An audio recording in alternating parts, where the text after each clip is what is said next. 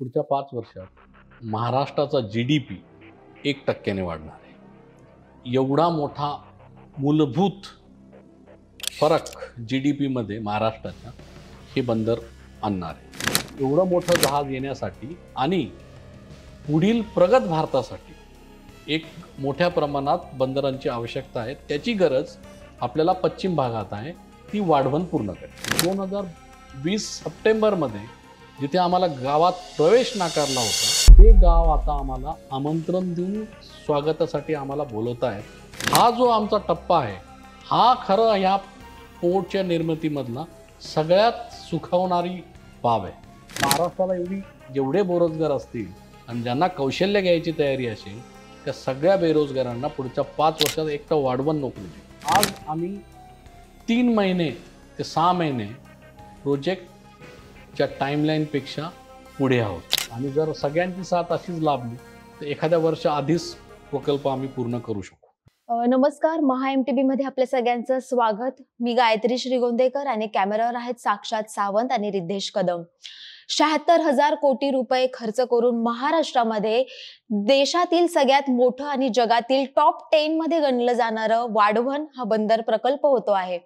या बंदर प्रकल्पाचे फायदे, या बंदर प्रकल्पाचं देशासाठीचं महत्व आणि या प्रकल्पाची सद्यस्थिती जाणून घेण्यासाठी आता आपल्यासोबत JNPA चे अध्यक्ष उन्मेष शरद वाघ सर आहेत. आपण त्यांच्याकडनं या प्रकल्पाविषयी अधिकची माहिती घेणार आहोत. नमस्कार सर, मुंबई तरुण भारत मध्ये आपलं खूप खूप स्वागत. सर, इतका मोठा प्रकल्प होतोय, 21व्या शतकातलं हे सगळ्यात मोठं बंदर असणार आहे. या बंदराचं देशासाठीचं सध्या महत्व काय आहे नेमकं?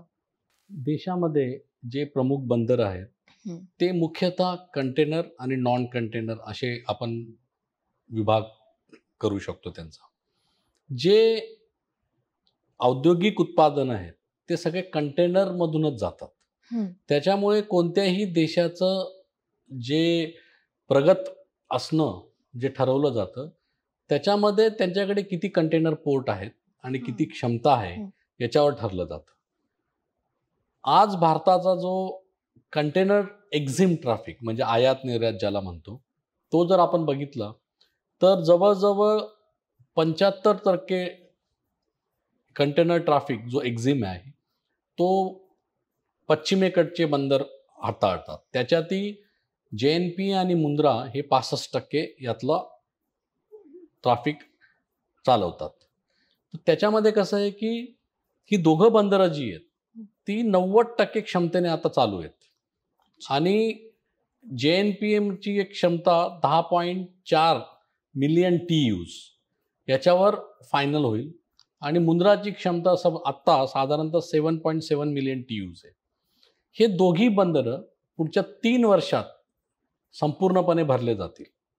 मग त्यानंतर आपल्याला पश्चिम भागामध्ये बंदरांची एक नितांत आवश्यकता आहे आणि त्याच्यातही एक मोठं बंदर जिथे 24,000 कंटेनर घेऊन येणारं जहाज येऊ शकतं, अशा बंदराची नितांत आवश्यकता आहे. आज भारतातल्या कोणत्याही बंदरामध्ये एवढ्या मोठ्या प्रमाणात किंवा एवढं महाकाय जहाज येऊ शकत नाही, कारण की त्याला साधारणतः 18 मीटरपेक्षा जास्त खोली लागते आणि ही खोली सध्या आपल्या बंदरांमध्ये नाही. त्याच्यामुळे एवढं मोठं जहाज येण्यासाठी आणि पुढील प्रगत भारतासाठी एक मोठ्या प्रमाणात बंदरांची आवश्यकता आहे. त्याची गरज आपल्याला पश्चिम भागात आहे, ती वाढवण पूर्ण करेल.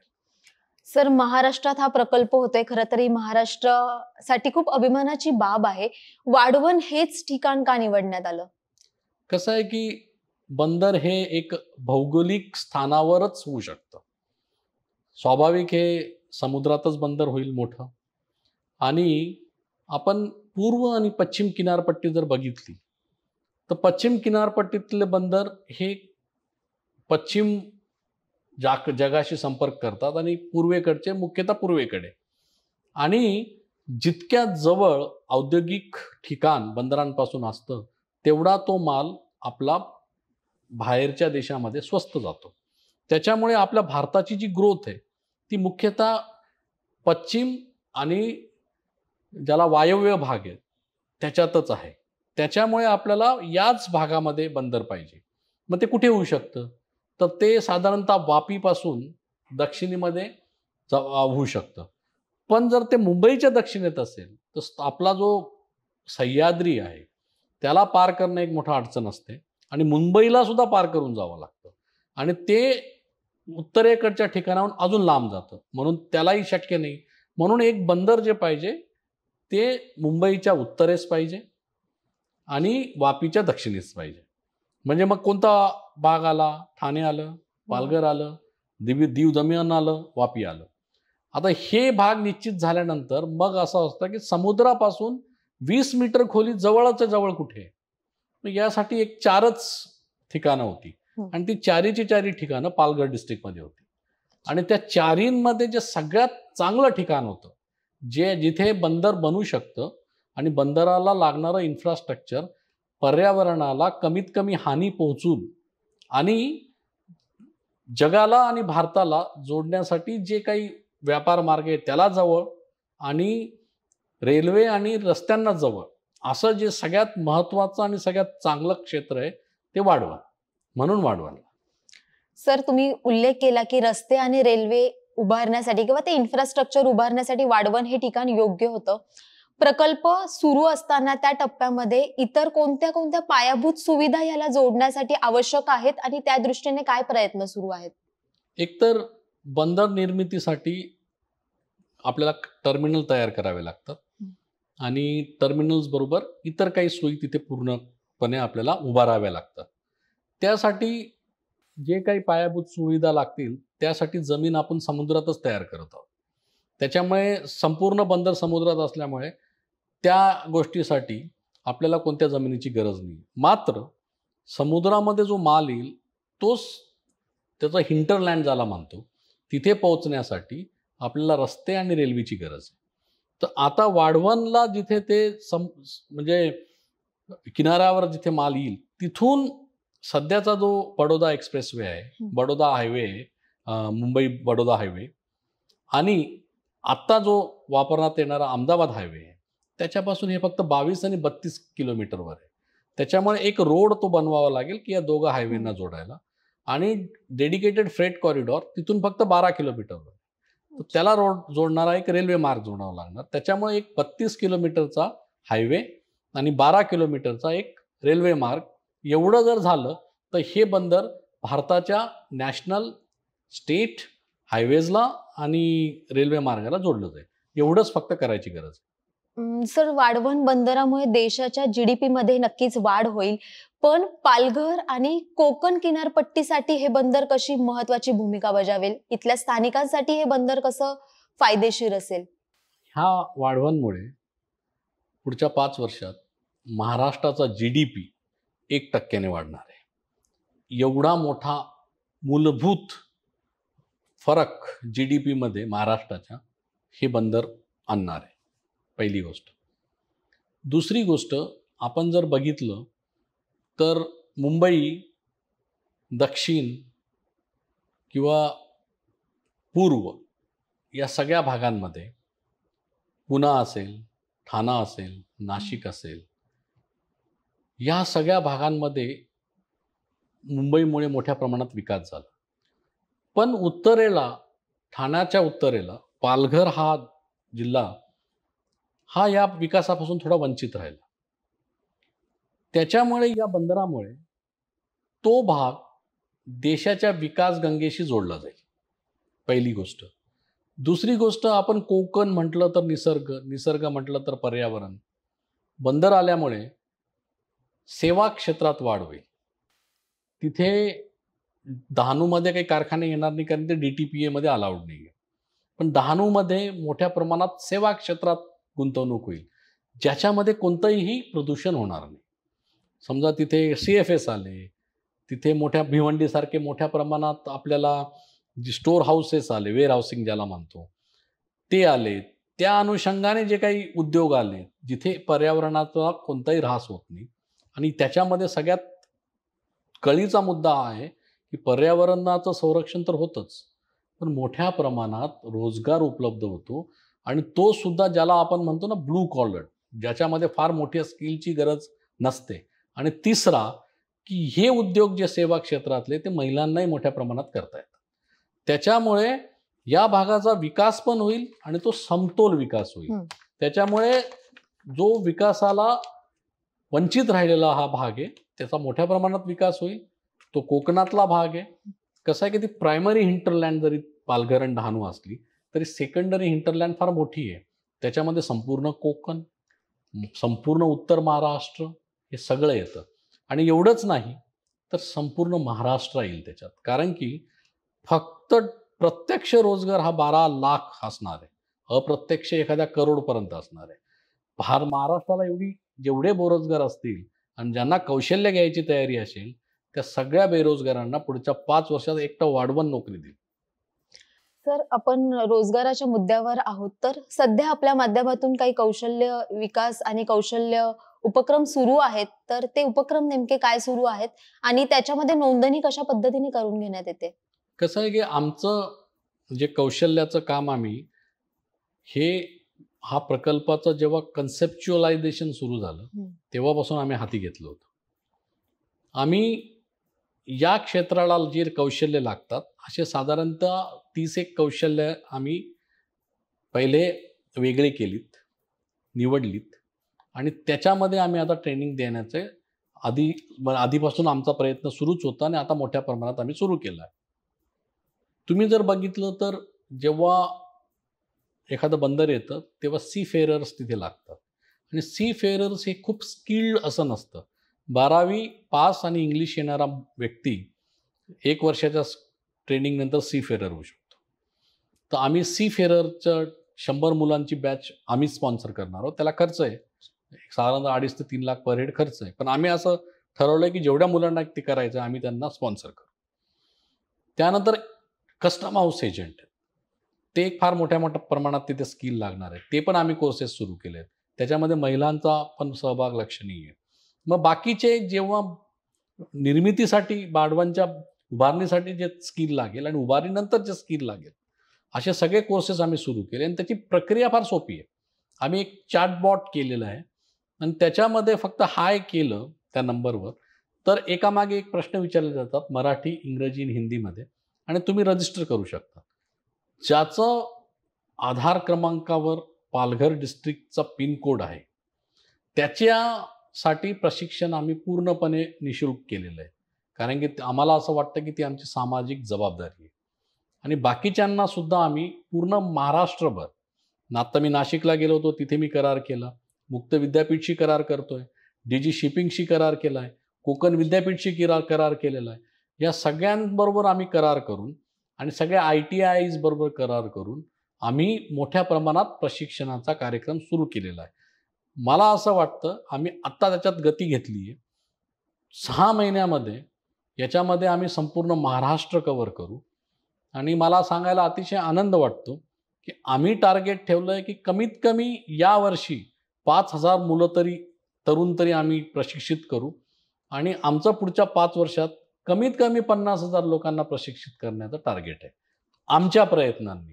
आणि आम्ही ज्या काही प्रशिक्षण लोकांना पाठवू त्यांना आम्ही सॉफ्ट स्किलने मदत करू किंवा काही मशिनरीने देऊन मदत करू किंवा काही डिझाईन करून देऊ कोर्सेस.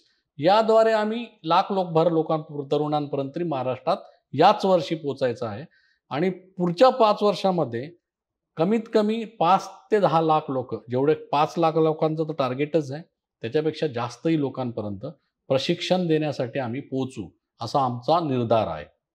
सर, JNPA ने नुकतंच कृषी प्रक्रिया केंद्र सुरू केलेलं आहे आणि भारतातलं पहिलं बंदर असं ठरलेलं आहे की ज्यांनी कृषी प्रक्रिया केंद्रासाठीचा करार केलेला आहे. तर वाढवण बंदर राज्यातल्या कोणकोणत्या क्षेत्राला बूस्ट देणारं बंदर ठरेल? वाढवण बंदर मला तरी असं वाटतंय की ह्या राज्याचा सर्वांगीण विकास करेल. मग ते प्रथम ज्याला आपण प्रायमरी सेक्टर ॲग्रिकल्चर असो किंवा देन सेकंडरी मॅन्युफॅक्चरिंग असो किंवा टर्शरी सेवा क्षेत्र असो, हे एक महत्त्वाचं. दुसरं तुम्ही जो मुद्दा मांडला की JNPA ने कृषी प्रक्रिया केंद्र इथे PPP तत्वावर सुरू करायचं आहे आणि 18 महिन्यात ते कार्यान्वित पण होईल.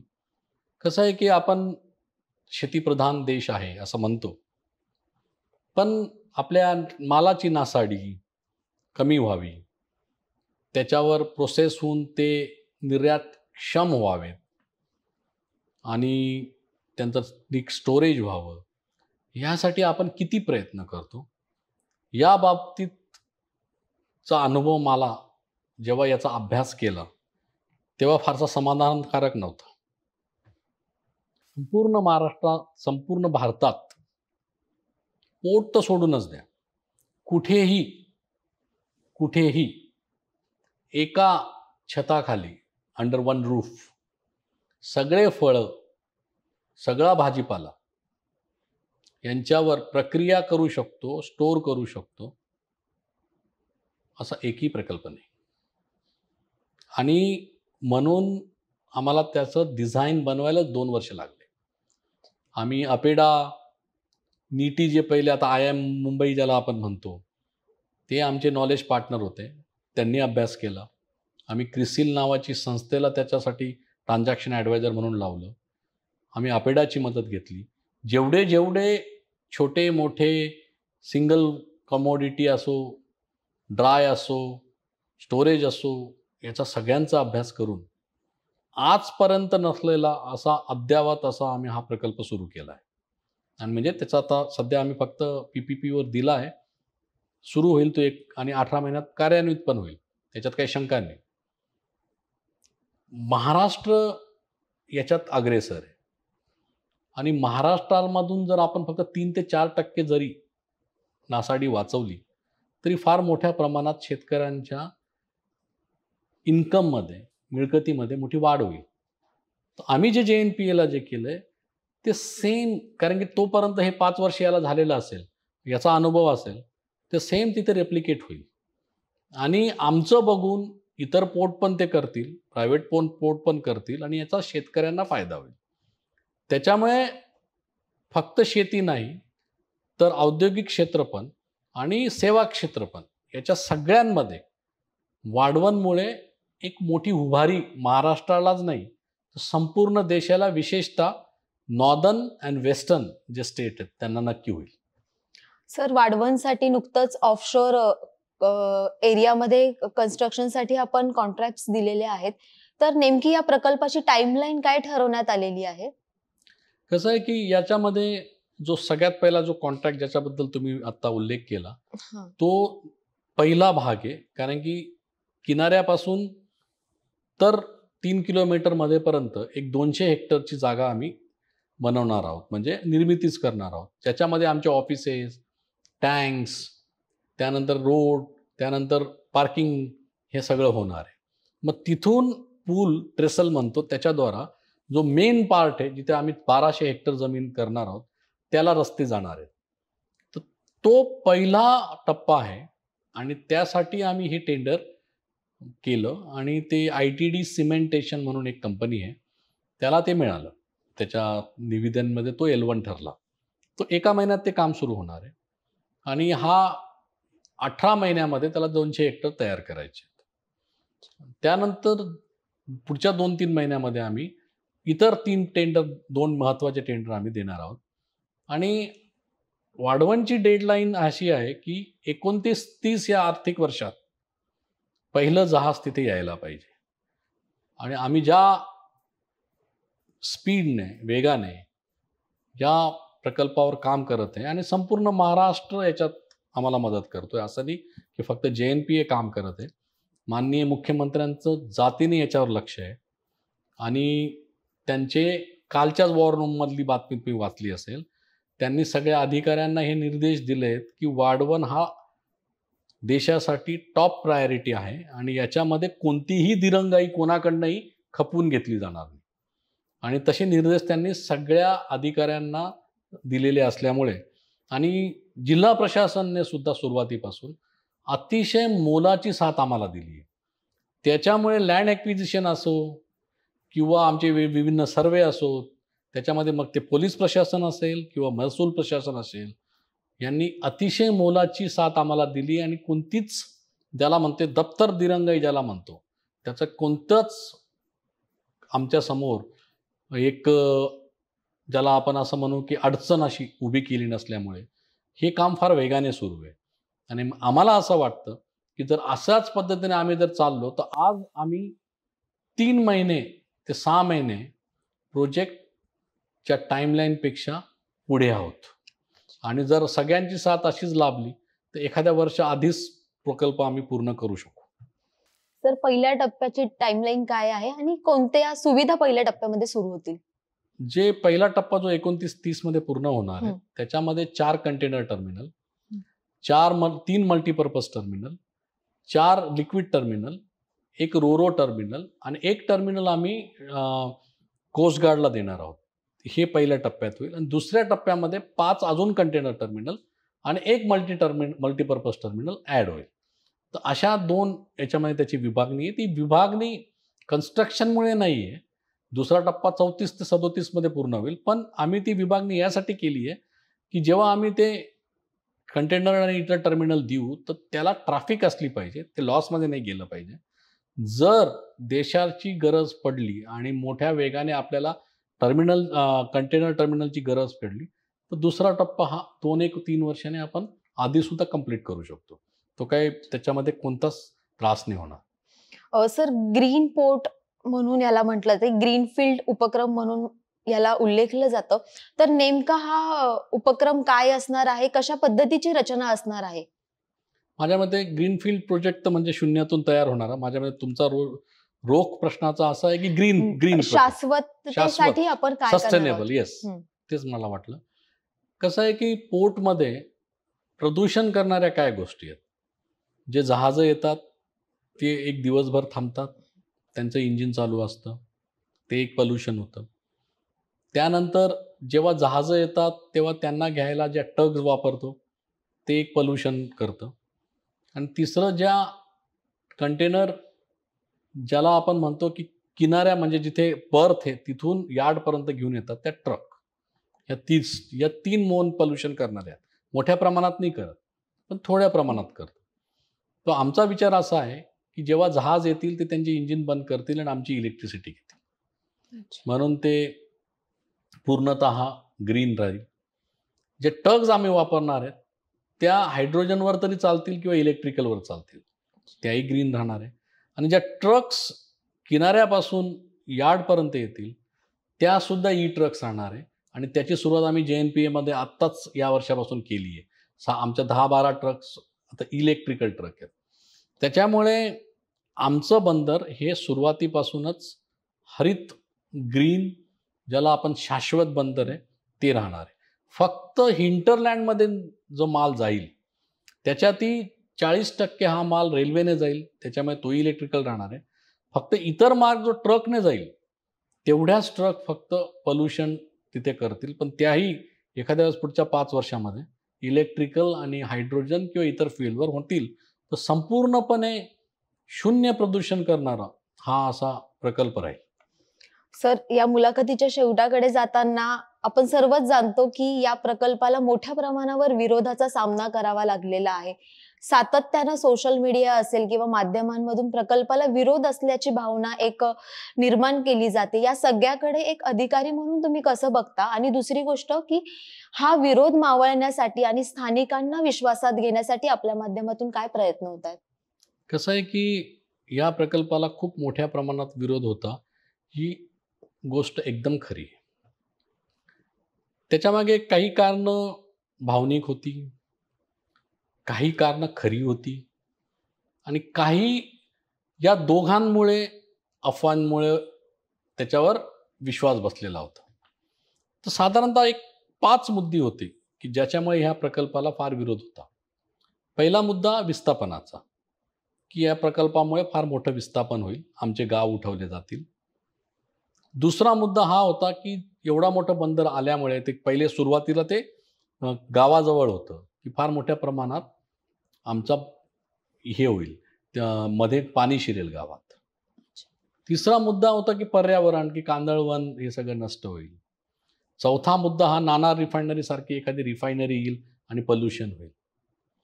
पाचवा मुद्दा हा होता की शंखोदर नावाची एक जागा होती तिथे, जी लोकांचं आदरस्थान आहे, श्रद्धास्थान आहे, ते नष्ट होण्याचे चान्सेस होते. आणि 6वा मुद्दा हा होता की फिशरमॅनचं जे त्यांचं रोजीरोटी आहे ती नष्ट होईल. तर आम्ही काय केलं की जे सुरुवातीचं त्याचं जे प्रारूप होतं त्याप्रमाणे जो प्रकल्प गावाजवळ होता तो आम्ही 7 किलोमीटर समुद्रात ढकलला. त्याच्यामुळे आम्हाला जवळजवळ 8 ते 10,000 करोड खर्च वाढला. पण त्याने काय झालं, तो मध्ये ढकलल्यामुळे शंखोदराला पूर्णपणे सुरक्षित झालं. जो फ्लडिंग होईल गावामध्ये तो प्रश्न निकाली निघाला. विस्थापन एकाही घराचं होणार नाही पोर्टमुळे, ते पण निश्चित झालं. त्याच्यामुळे जे कांदळवन तोडावं लागणार होतं मँग्रोव्ज, ते पण शून्य, एक पण नाही, त्याचं पण संपूर्णपणे गेलं. तसेच आम्ही परमिशन घेताना जेट्टींची की इथे कोणत्याही प्रकारचं क्रूड इम्पोर्ट होणार नाही यासाठी EC मध्ये आम्ही प्रतिज्ञापत्र दिलं. त्याच्यामुळे मग तो नाणारसारखा कोणती रिफायनरीचा पण प्रश्न निकाली निघाला. आणि जे फिशरमॅन लाईव्हलीहूडचा जो प्रश्न आहे, तेव्हा आम्ही काय म्हटलं की तुम्ही 10,000 स्क्वेअर किलोमीटर क्षेत्रात तुम्ही फिशिंग करतात, 30 स्क्वेअर किलोमीटर क्षेत्र फक्त तुम्हाला तिथे तुम्हाला फिशिंग करता येणार नाही, रेस्ट तुम्ही फ्री करू शकता. आणि ह्या 30 स्क्वेअर किलोमीटरमध्ये जर कोणाची काही लाईव्हलीहूड नष्ट झाली असेल किंवा एक्स्ट्रा खर्च येणार असेल तर महाराष्ट्र शासनाची जी आज पॉलिसी आहे ती भारतात सर्वश्रेष्ठ आहे. त्याच्यामध्ये त्यांनी सगळे कोस्टल रोड आणि त्याला त्यांनी मोबदला दिला आहे, ती आम्ही फॉलो करू आणि त्याच्यापेक्षाही काही जास्त असेल तेही देऊ. ह्या सगळ्या गोष्टी केल्यामुळे जिथे या प्रकल्पाला प्रचंड विरोध होता तिथे माननीय पंतप्रधान जेव्हा 30 ऑगस्टला आले तेव्हा 70,000च्या संख्येने लोक उपस्थित राहिले. कारण पालघरमध्ये प्रोग्राम झाला. आता जो विरोध जवळजवळ संपूर्णतः मावळलेला आहे. फिशरमॅन जे बोलायला तयार नव्हते त्यांनी आता आमच्याशी बोलणं सुरू केलं आहे आणि आमची जी संस्था आहे त्यांच्या गावामध्ये आता त्यांनी डाटा द्यायला सुरुवात केला आणि त्यांनी सांगितलं आहे की आम्ही तुम्हाला आयडेंटिफिकेशनसाठी मदत करू आणि तुमचं पॅकेज आम्हाला मिळालं तर आम्ही याच्यावर सकारात्मक भूमिका घेऊ. जिथे आम्हाला अजिबात नको तिथे आता विरोध जवळजवळ मावळलेला आहे आणि जे खरोखर बाधित होणारे फिशरमॅन आहे लाईव्हलीहूडच्या दृष्टीने, बाकी काहीच नाही, ते लोक सुद्धा आता याला सकारात्मक बघायला सुरुवात केली आहे. कारण की आमचे प्रयत्न प्रामाणिक होते आणि आम्ही कधीच त्यांना म्हटलं नाही की तुमची बाजू खोटी आहे, चुकीची आहे. कारण की जेव्हा ज्या व्यक्तीला तिथे राहतो, वर्षानुवर्ष राहतोय, पिढ्यानपिढ्या राहतोय, त्याला जर त्याच्यामध्ये काही किंतु वाटत असेल तर ती आमची जबाबदारी आहे की आम्हाला त्याच्यापर्यंत पोहोचलं पाहिजे, ऐकलं पाहिजे आणि तेवढा संयम आम्ही ठेवला पाहिजे. आणि तो आम्ही ठेवला. आणि आम्ही त्यांना सांगितलं आणि तुमच्या मार्फत पण आम्ही सांगू इच्छितो की आज त्यांचे जे मिळकत आहे ती मिळकत पुढच्या 5 वर्षामध्ये कमीत कमी दुप्पट होईल आणि पुढच्या 10 वर्षामध्ये ती कमीत कमी 4 पट होईल. याची त्यांनी खात्री बाळगावी आणि त्यांची मुलं, आणि आता आम्ही जी ॲडव्हर्टाईज केली की पिढ्यानपिढ्यांची प्रगती, याच्या मागे आम्ही फक्त ज्याला म्हणतो की एक शब्दाला शब्द जोडलेला नाही आहे, त्याच्या मागे आमची जी भावना आहे आणि त्याच्या मागे जो आमचा अभ्यास आहे त्या अभ्यासाचं आम्ही ती घोषणा त्या अभ्यासातून आलेली आहे की वाढवण पोर्टची निर्मिती आणि पिढ्यानपिढ्याची प्रगती, हे जे आम्ही म्हणतो ते आम्ही मीन करतो आणि आम्ही त्याला पूर्णपणे मनापासून ती घोषणा दिलेली आहे आणि ही आता लोकांना पूर्णतः पटायला लागली आहे. त्याच्यामुळे 2020 सप्टेंबरमध्ये जिथे आम्हाला गावात प्रवेश नाकारला होता ते गाव आता आम्हाला आमंत्रण देऊन स्वागतासाठी आम्हाला बोलवत आहेत. हा जो आमचा टप्पा आहे हा खरं ह्या पोर्टच्या निर्मितीमधला सगळ्यात सुखावणारी बाब आहे. धन्यवाद सर. वाढवण बंदराविषयीचे जे आपले काही समज असतील, गैरसमज असतील, ते नक्कीच सरांनी या मुलाखतीतून आपल्याला क्लिअर केलेले आहेत. वाढवण बंदराची निर्मिती आणि पिढ्यानपिढ्यांची प्रगती या घोषवाक्यासह, या घोषणेसह सरांनी मुलाखतीचा शेवट केलेला आहे. आणि तुमचेही काही मतं असतील, गैरसमज असतील तर ही मुलाखत नक्की संपूर्ण बघा. तुमची काही मतं असतील तर ती आम्हाला कमेंट बॉक्समध्ये नक्की कळवा. MahaMTVच्या फेसबुक पेजला लाईक करा, आमचं युट्यूब चॅनल आहे ते देखील सबस्क्राईब करा आणि अशाच अन्य घडामोडींसाठी www.mahamtv.com या संकेतस्थळाला नक्की भेट द्या. तुर्तास धन्यवाद.